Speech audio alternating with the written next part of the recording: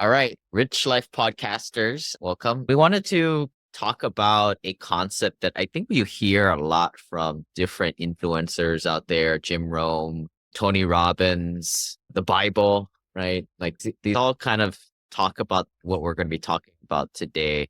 Paul and I might disagree on it, but maybe Paul, why don't you kick us off with at least a starting point on this thoughts, feelings, and actions. What is it like kind of a chicken and egg thing, but maybe talk about a little bit how I think Tony Robbins has it in his framework.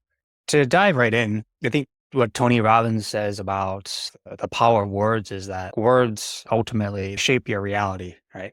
I believe he says something to the effect of words are important because it determines the meaning, right? And then the meaning will ultimately shape your emotions. And emotions are important because that will dictate how well or how poorly we do something, right? So if we attach a strong emotional meaning to a goal, then that goal or that why is much more powerful than if you don't have a very strong emotion behind it, meaning that it ultimately drives it's the ultimate driver, it's the ultimate force behind pursuing something. Yeah. And I'll the way I mean, all these things you hear from different ways. And I think why we talk about this, maybe you guys can, something else will get you traction. So like the way I take that and I've always embodied that is Dr. Pearl saying the why. The why is that traction. If you're thinking of, I used to work on the railroad and they would put sand on the railroad tracks and that gets traction and gets you moving forward. So say you are trying to lose weight or be healthier, that traction or the sand on the rails could be sitting down and really thinking, why do I want to do this? A hard thing or thing that takes me out of my comfort zone or makes me expend calories. So the common one that comes up is I want to see my daughter graduate or have grandchildren, or I just want to look good naked. You have to associate some type of why. And I think Tony Robbins, if I recall, he always says, figure out your why first for something, which is a little counterintuitive than the way we normally go about things. But if you stop to think about it, most people who do their January 1st goals, they figure out a goal, which is great. And then they come up with a strategy, but they don't have this thing that we're saying is comes first and it's important. It's just that why, that traction. Determining the purpose of something is extremely important, right? Once you have a higher purpose, like the ultimate why, then it's more meaningful. It makes more sense in terms of like determining the action that you need to take, right? To achieve that ultimate purpose, right? Then you can start to plan out the action steps that you need to take. But you need to have a compelling future. You need to have like a vision of something that you're after, right? It really comes from you and it isn't just following somebody's orders or coming from somewhere else or something else. If not, then it's probably easy and you would have done it already. Right. But a new endeavor or something you've tried and failed a few times at it, the hack here is to reassess the why behind it and get some traction going uphill. Yeah, exactly.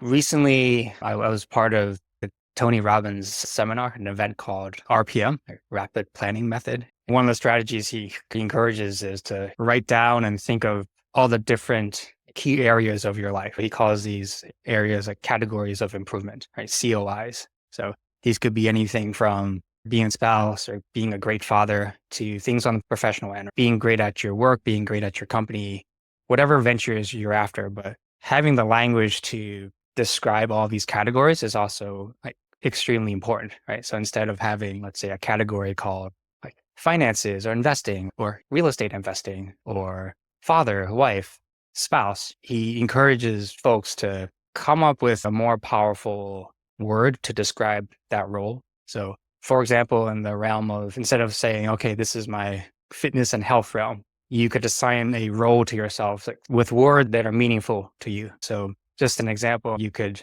have instead of the fitness category, you could have a role where it's defined as endurance trailblazer or whatever speaks to your heart. For something like father, instead of just that label, you could have a title that you give yourself of legacy builder, right?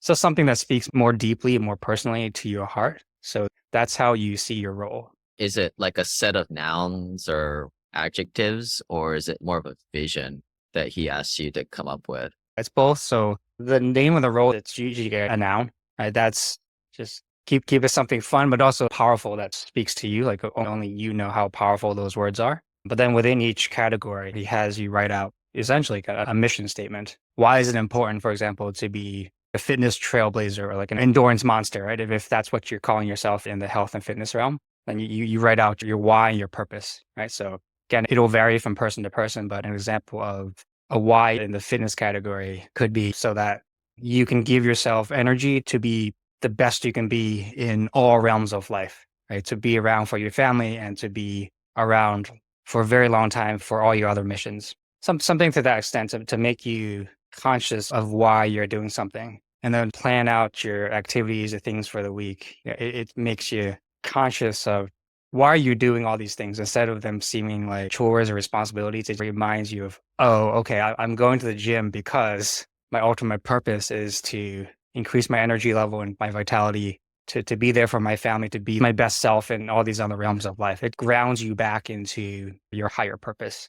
I am this future self. And I think this kind of becomes abused or people make fun of this where people have affirmations, right? That's like where the guy, he looks himself in front of the mirror and says, people like me, I'm a nice person. It's has to fool himself to think that way. But in all reality, especially if you read the book by Ed Milet, he's big on standards. So I can see some similarities here Mhm. by proclaiming yourself an ultra endurance monster or a father. What he really puts emphasis on in terms of goal setting is you proclaiming that your future self, you are that today.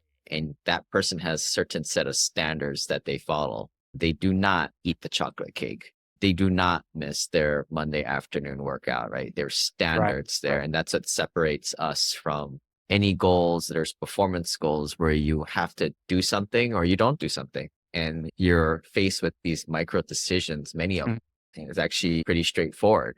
And if you have that strong belief of your standard, then it makes it a lot easier to hit your performance goal and ultimately that goal at the end of the day. Yeah, I think that's well said. I think setting a higher standard for yourself is the must, right? For any high achiever, high performer, you got to always push yourself and be willing to go into the realm of the uncomfortable, right? Like getting out of your comfort zone, like never satisfying for staying in the zone of just simple satiety. If I'm breaking down my own case, like I'm personally trying to work on being more assertive.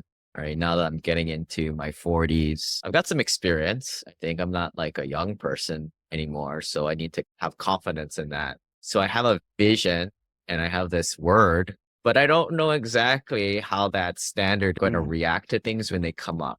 And I think that's where, yeah, I guess that's why I'm bringing it up. I don't know exactly how I should act. It's easier after the fact to analyze mm. things, or if common situations keep coming up, like you're trying to lose weight and that chocolate cake always comes around on Sunday dinner, that you can watch game footage on that and make a game plan for that. But a lot of times it's tough, right? My example, right? Yeah, it's one of those things where you're going to be faced with a lot of decisions where you have to decide, okay, how assertive should I be? Is this an instance where I should be Oh shoot, assertive myself? I lost Yeah. that opportunity. Oh, Yeah. but at least I Right. am Right. aware of it, right? Yeah. As you're thinking about it, although the chance has already passed, and you Yeah. have to wait for the next turn. Awareness is the first step, right? Whether Yeah. you lost that one, that opportunity to stand up and say something during the Zoom meeting when you should have. That's just being aware of it. But I think that's where maybe one tactic. I knew another guy, and this is in a different setting, but they say, I try to be an actor and I try and Mm, think of this character, assertive, confident, but compassionate leader. And what would they do? And I try and act what they would do. And mm. after a while, you start to just build habits and just muscle memory, do the same thing over and over again. But that was their tactic, was just be an actor and act this position that you have in your head, this character. Yeah, I like that. In a way, it makes you sort of step outside yourself a bit, right? As if you're your own puppet master and you're standing over yourself and you're pulling your own strings to do some things. I like that. Another reminds me of another mindset trick, which is just remember that ultimately it's not about you. And I think this is where having that strong why rooted in you comes in very handy. Just remember what your deeper mission is and remember about you. It's about the people that you're trying to help, the people you're trying to serve, your bigger mission. So focus on that instead of being afraid of how will I look? What will people think of me if I'm trying to be more courageous, if I'm trying to be more assertive, if I'm trying to come out of my shell. So almost just put that aside and focus on all the things that you're trying to do, which ultimately is to help other people and to further your mission. That's if we're at war and you had to do something courageous to save your buddies, put your own safety on the line and do it. Obviously, nothing as bad as that, but sometimes people need to get out of their head. And I think it works for some people. Some people aren't, they don't put emphasis too much on the social component and harmony and community, or maybe they're not there yet where that need is at the forefront. But I think that's where self-awareness comes. If you're somebody who likes that, I personally like community and like when everybody's working in harmony. So it kind of attunes to me, but Yeah. not everybody likes that. Maybe if that's you, if you're needing to get out of your comfort zone to achieve your goals, just say, well, nobody cares about you, right? Like you're your own person. You're on your own mission here. And some people are definitely driven by that type of energy, right? It's me against the world. And that can be very effective. That can be very powerful for some people. I don't think that's wrong. People would say that's an ego thing, but we're all driven by significance. We want to feel special at something.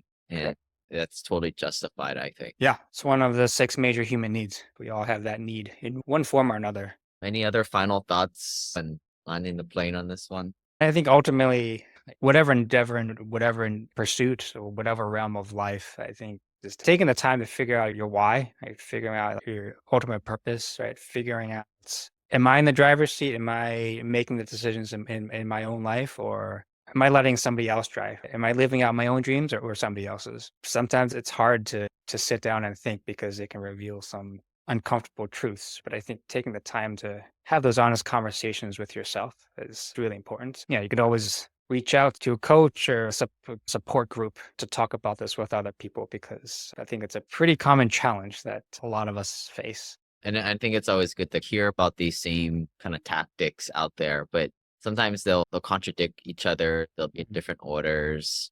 I think I heard the other day of a concept of universal truths out there, certain things that are always true. You don't have to wake up at 6 a.m. and meditate and journal. And that's works for a lot of people, but is not a universal truth. I think part of it is finding what works for you. And hopefully that when we dissect some of these things, maybe something might trigger on your behalf. So if you guys find anything useful out there, drop it in the comment section or let us know. Maybe we can put it as we've got our huge topic board that we want to unpack in the future, or any guests to have on, let us know. But yeah, thanks for jumping on this week.